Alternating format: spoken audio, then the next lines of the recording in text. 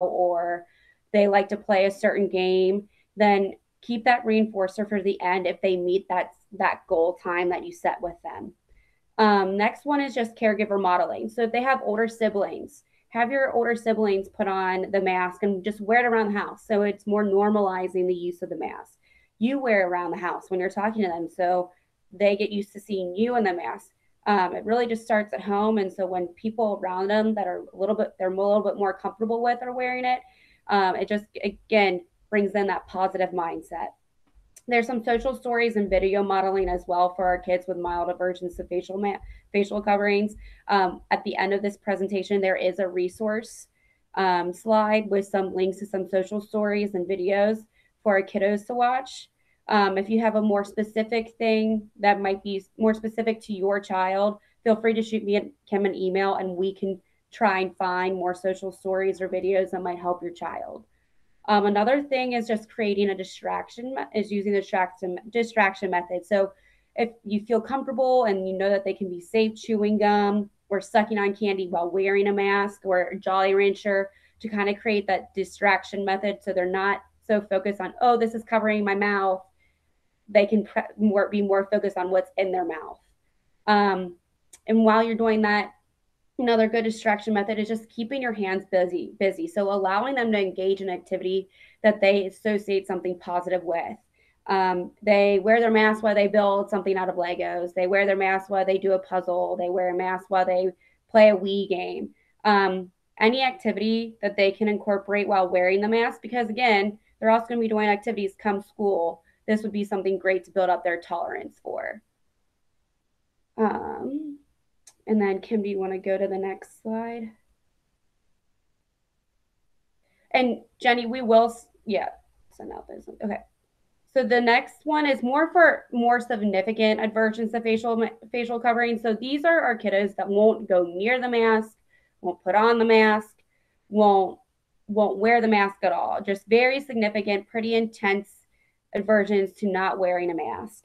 And we just want to start very slow with these kids.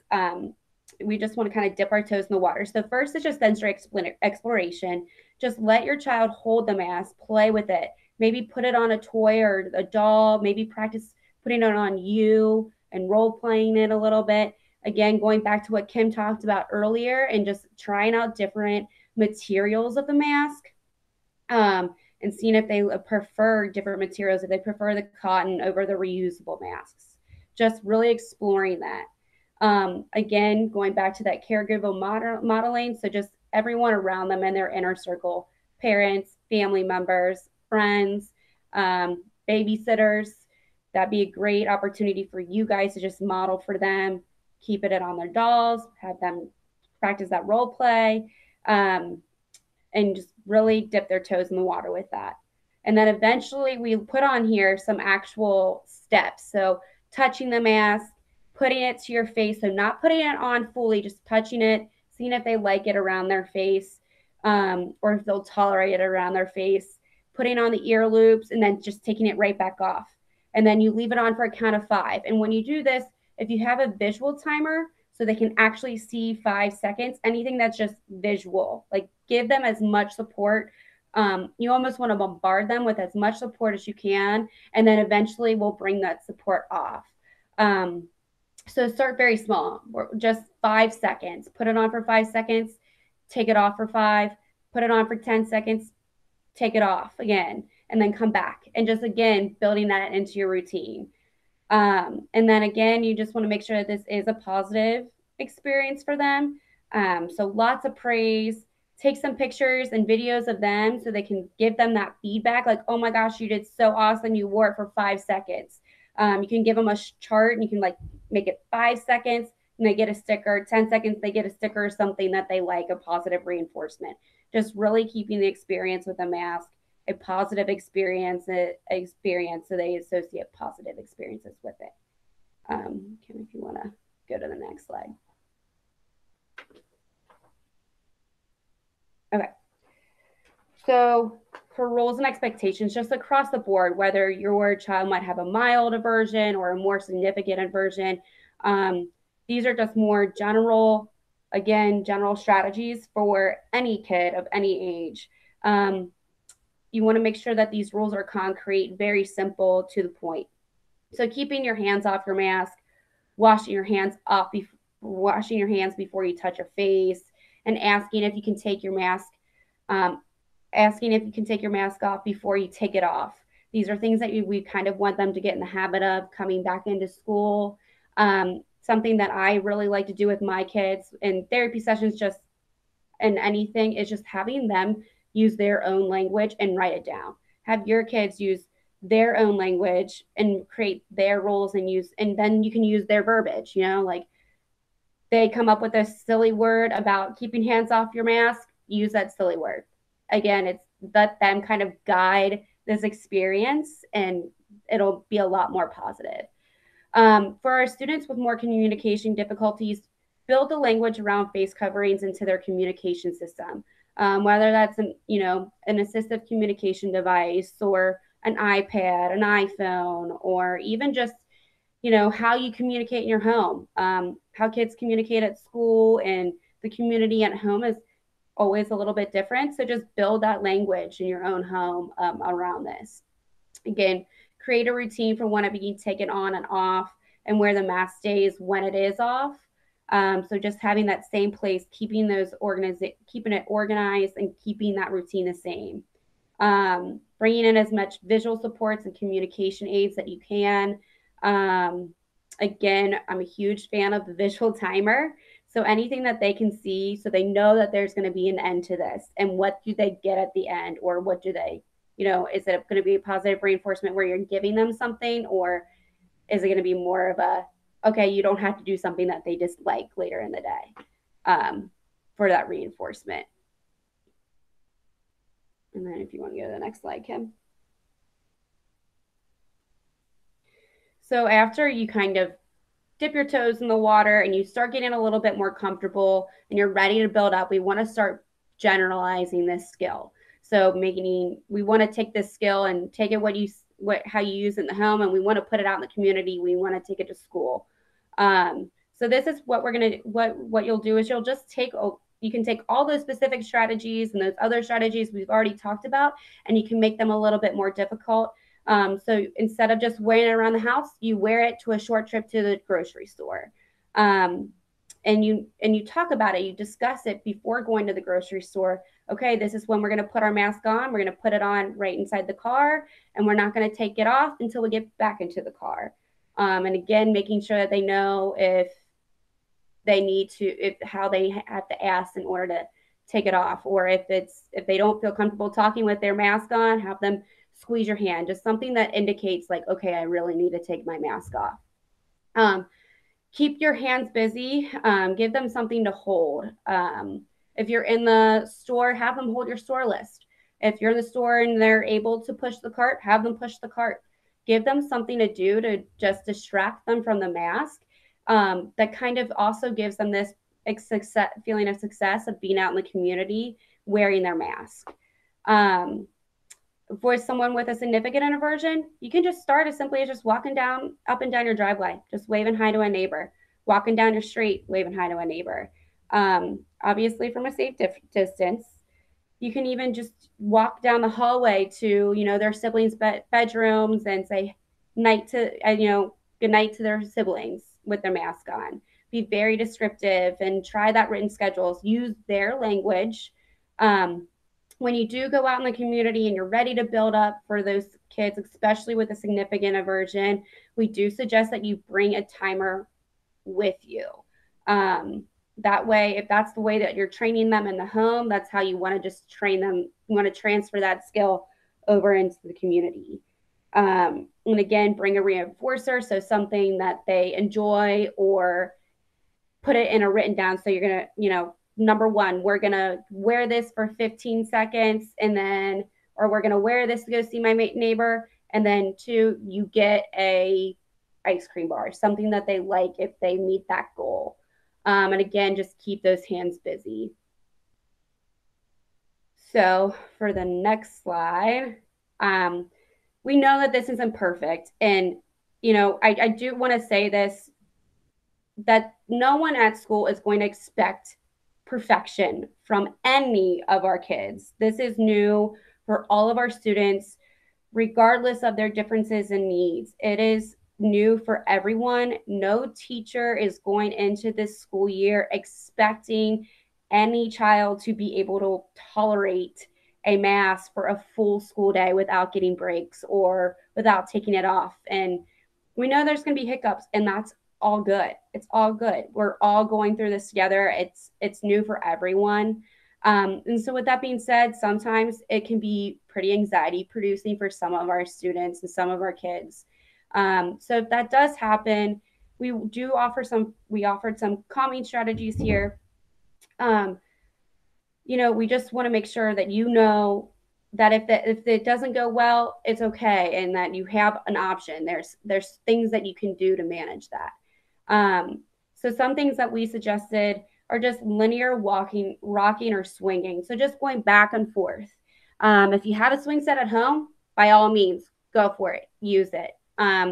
Another thing is just slow, deep breathing, really focusing on your breath out and your breath in. Counting to 10 on your breath out, counting 5, breathing back in, breathing in through the nose, out through the mouth. I always used to tell my patients when I was working in the hospital to smell the roses and blow out the candles. So just slow, deep breathing. Another calming activity would just applying deep pressure. So whether they carry heavy objects, have them fill up a backpack and you have, a lot of books in there, and that could be a heavy object that they can carry. Give them a big hug. If some kids ask for a squeeze on their head, give them that input. Other kiddos like soft, quiet music, or little meditations that you can do, and you can find those on YouTube. And you're the expert on your child. So if there's something that that does definitely calms them down, use it. No one knows your kid better than you. So by all means, go for it and use it. So I think that's our last, yep. So yeah, go ahead, Kim, if you want to. You're muted, Kim. There we go. Okay. So here are some of the resources that we have. And let me see if I click on one of them, if it will open for you guys to see.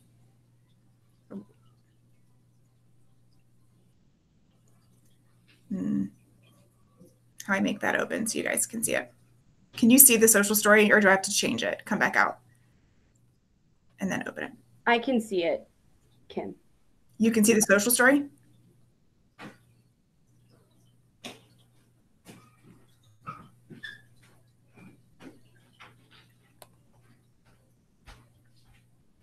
Okay, you're muted, Jordan, so I can't hear you. Sorry. I can't see it now. I just saw it on the links to the social story on the resource page. Okay, hold on, guys. I'll get it together.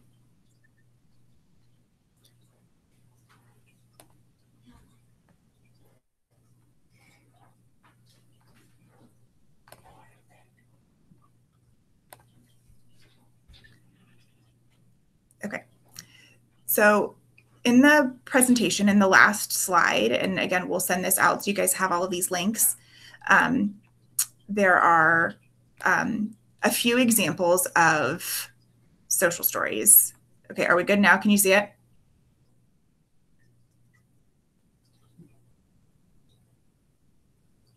Okay, and there are a variety of different styles depending on the learning needs of your child. There are some like this one, it uses board maker pictures. The language is relatively simple, and the description of why we're wearing a mask is relatively brief.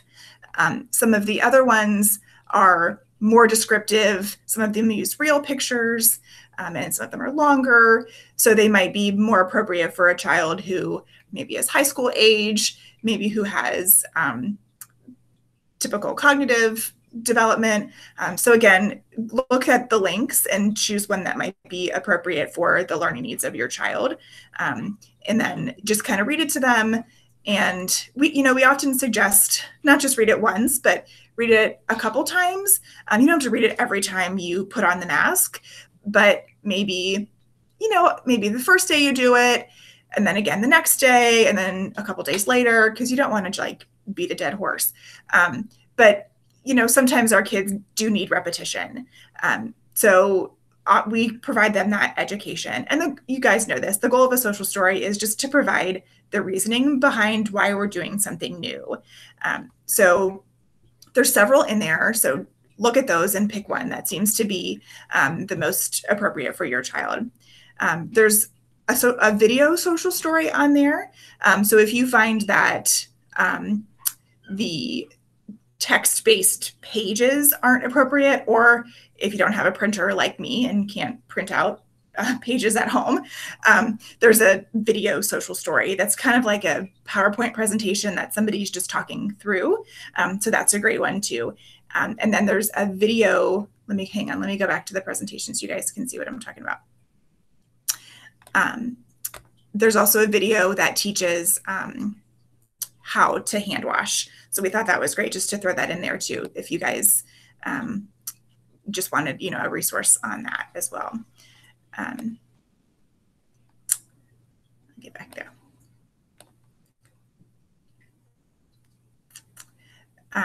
Yeah, so the videos for children are this video social story and the a video on hand washing and wearing masks. So those are two great resources. And then there's some information from the CDC. We know about some of our children that I'm kind of thinking about our children who might be twice exceptional, maybe gifted, and some learning, some sensory needs, or maybe anxiety. Some of our children who, really like to know the why about things. Or not necessarily twice exceptional, but just, really like to know why we're doing things. We often provide them with, this is the science behind things, maybe our high school students or our older students, and we just give them just the very black and white information about this is why we're doing what we're doing. Sometimes that can help too. There's a video in there that is a video from the CDC describing cloth face coverings that's translated into ASL. So if anybody needs that resource, that's in there as well. And then the last one is a page about how do I wear and clean a mask. So there's some education in there from the CDC about how do I put it on, take it off, and then washing it. So those resources are there that could be helpful to some families as well. So again, we'll share all of those links so you guys have them, and hopefully those are helpful to everybody. And please, if there are questions about anything that we've shared that might be helpful to the group, I see a question here, share them. And then if you have specific questions that maybe you don't want in the presentation, please feel free to email us and we can help talk through things via email. So a question, my daughter's figured out how to get the mask below her nose by using her tongue instead of her hands. Any suggestion? We've done social stories, masks on dolls, masks on us, etc. And she continues to do it. So I'm picturing her like pushing it down. She's not touching it because she knows she's not supposed to touch it. But she's pulling it down under her tongue, under her nose. So, I mean, some of the things I'm sure you've already problem solved this, just in terms of like the fit of the mask. I would make sure that, I don't know if you're doing a around the ear one or like a one that like goes up above the head. I would make sure that the mask, I would try, if you haven't already, one that goes up above the head, like it has like above the head elastic, and make sure it's snug up there. So maybe it doesn't come down as easily. I would try it that way. And also, does she not want it on her nose? Like, is there some aversive reason why she doesn't want it there? Is she trying to blow her nose? Is it itchy? Is she able to communicate the reason why? Are we able to problem solve the reason why she doesn't want it on her nose? So I'd maybe think about that. And then also just increase your reinforcement. Like, man, I really love how your mask is covering your nose. That is so awesome. So those are kind of things that I would just think about right off the bat. So if that doesn't answer your question, or if you want to talk about it more, please feel free to shoot me an email and I'd be happy to talk through that with you some more, if that if those things, I'm sure you've already thought about some of those things, but shoot me an email. Any other questions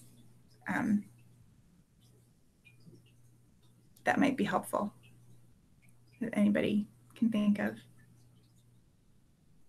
No.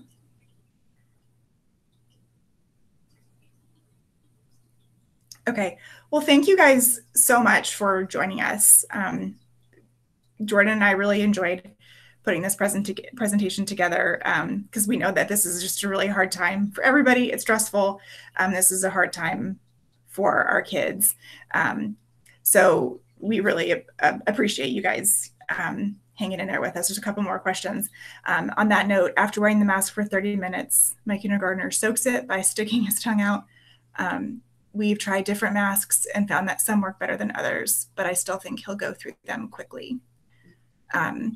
So he'll wear it for 30 minutes, but then he keeps sticking his tongue out, so it's all wet. I mean, that's great that your 5-year-old will wear a mask for 30 minutes. Hooray for you. What great work you've done. I think it's okay that he goes through them quickly. I mean, are you able to stash them in his backpack? Like just have like just a few of them in his backpack or rotation. I don't think it's necessarily like, I think he could have a couple, at least initially. Can he self-identify when it's wet? Could he have a time during the day where he switches it out? Like, I don't know, before lunch, I go and get a clean one. I'm not sure necessarily the needs of your child. Do you have a comment, Jordan? Yeah, well, I was just going to, if he, I don't know if you notice, like before he starts getting the mask soaking wet with his tongue, if there's certain behaviors that he starts exhibiting before that kind of like, okay, oh, he's going to get this mask wet. If you see that start to happen, if that's the case, obviously I'm not really sure. And if we need to talk more about this, we totally can. I think that's a good time when you can give them a visual timer, like, oh, like 1 more minute, and then we get to take a break from our mask. And if he does need a break, just tell him, that's when we really teach them, like, just ask for a break. If you need a break, let us know.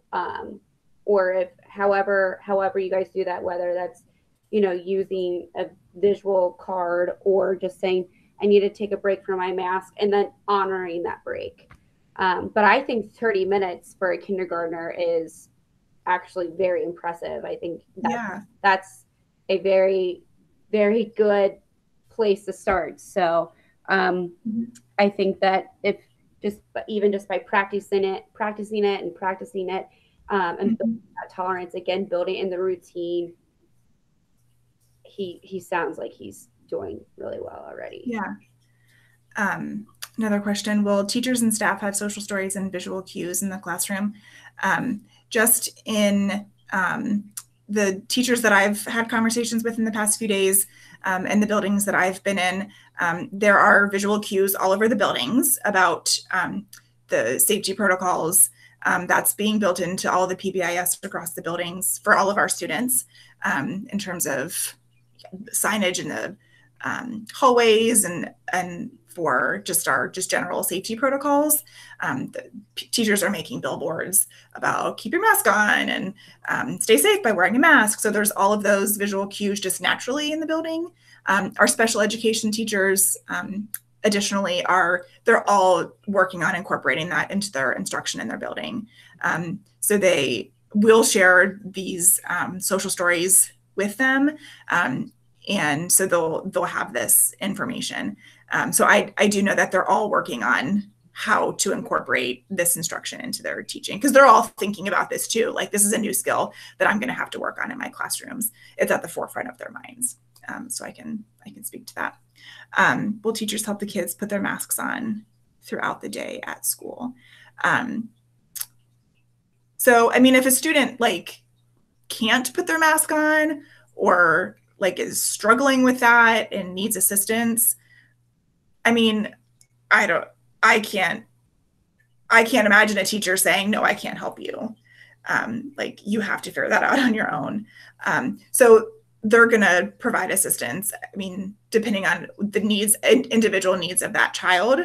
I mean, they might provide a verbal prompt depending on, again, the needs of that child. If they are able to receive a verbal prompt and problem solve that on their own, I don't have to turn it around, or maybe it's upside down, or if they're able to receive that instruction. But if they need like actual physical assistance to put it on, they provide that. I mean, our teachers are, or at least our special education teachers are wearing personal protective equipment. So if they needed physical assistance to put it on, they'll provide that assistance to put it on. Because again, we want our students to be wearing masks just as much as you do to keep everybody safe.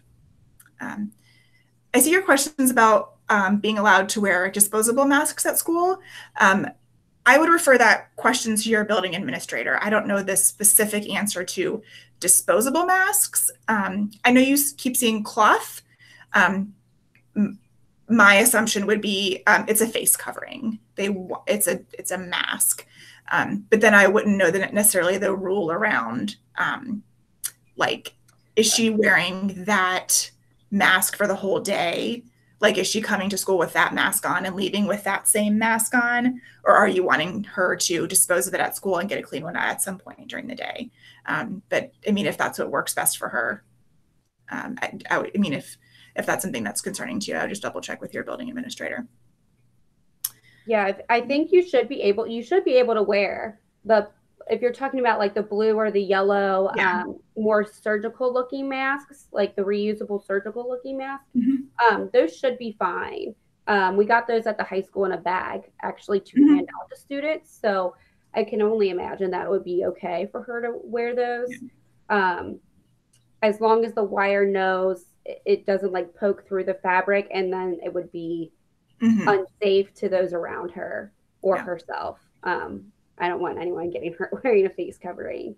Yeah. And again, if it's something like what Kim said, where you want her to change out the mask by certain class periods or something, that's definitely something to go and discuss with your teacher, your building administrator.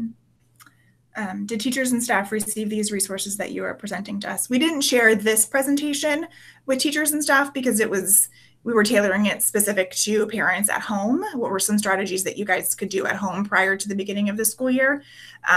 But the resources in terms of the social stories and that teachers have access to, and in terms of the occupational therapists and the other resources in the building, teachers have access to all of those. So again, I do know that all the special education teachers are very diligently working on how are they going to support students to wear masks in school. So I hope that answers your question.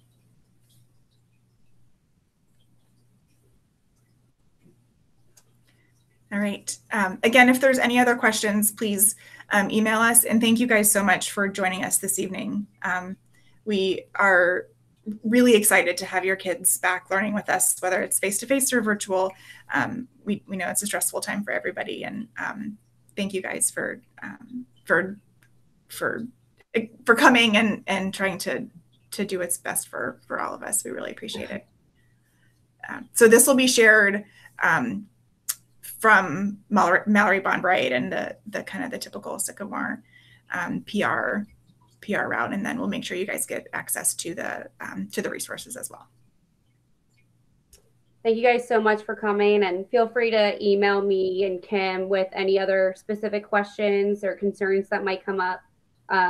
We'll do whatever we can to help you guys problem solve, and just remember, they're not expecting perfection, and no one in the district is. So we just want everyone to be safe.